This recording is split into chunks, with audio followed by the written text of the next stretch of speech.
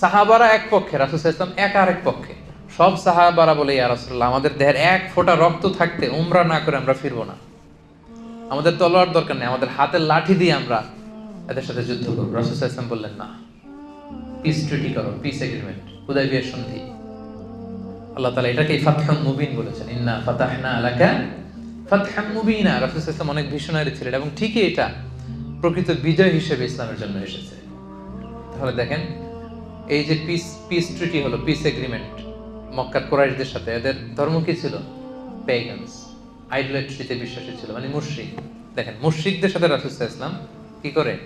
Piece ট্রিটি করে। আর আমরা মুসলিম ভাই বসতে পারি না এক টেবিলে।